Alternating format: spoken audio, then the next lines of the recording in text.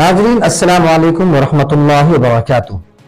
आप देख रहे हैं फिक्र नजर पर खबरनामा। आइए मुल्क की तमाम बड़ी खबरों पर नजर डालते हैं। कांग्रेस पार्टी के रहनुमा सुखविंदर सिंह सुक्खू हिमाचल प्रदेश के नए वजीर आला और मुकेश अग्निहोत्री नायब वजीर आला के तौर पर हल्फ लिया। हल्फ बर्दारी की तकरीब शिमला के रिज मैदान में मुनाकिद हुई।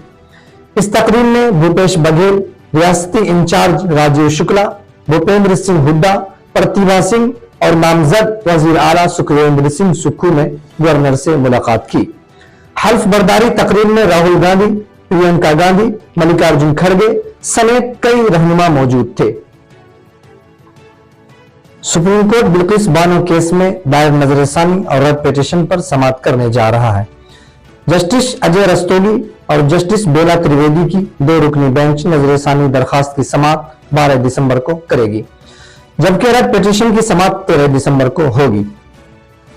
महाराष्ट्र के वजीर चंद्रकांत पाटिल पर हफ्ता को पुणे के मजाफाती इलाके पिंपरी में डॉक्टर बाबा साहब अंबेडकर और महात्मा ज्योतिबा फूले के बारे में उनके मुबैना रिमार्क्स पर स्याही फेंक दी गई।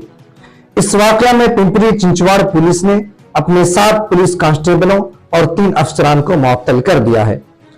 उसी वक्त स्याही फेंकने वाले समेत 2 अफराद को पुलिस ने इतवार को गिरफ्तार कर लिया है। नुसरत नूर ने झारखंड पब्लिक सर्विस कमीशन यानी जेपीएससी के मेडिकल ऑफिसर्स के इम्तिहान 2022 में जारी करदा नताइज में पहला मकाम हासिल किया। उन्होंने जेपीएससी इम्तिहान में टॉप करने वाली पहली मुस्लिम खातून बनकर तारीख रकम की। नुसरत नूर की इस कामयाबी पर बहुत से लोगों ने उन्हें मुबारकबाद दी।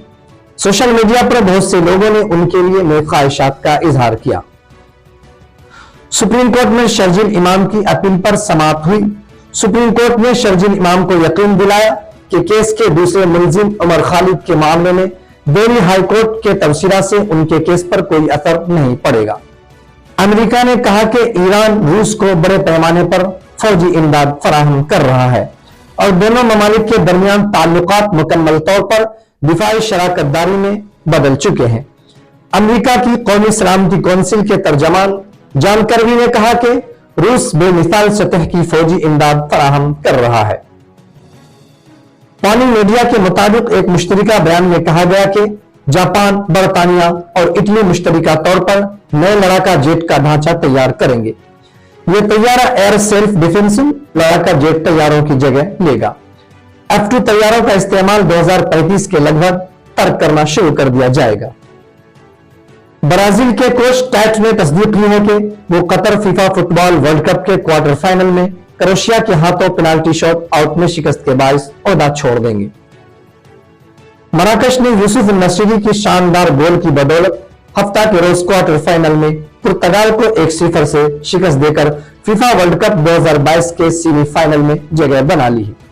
वहीं पुर्तगाल वर्ल्ड कप से बाहर हो गई है। नाज़रीन, खबरनामा में इतना ही, फिर मुलाकात होगी। शुक्रिया।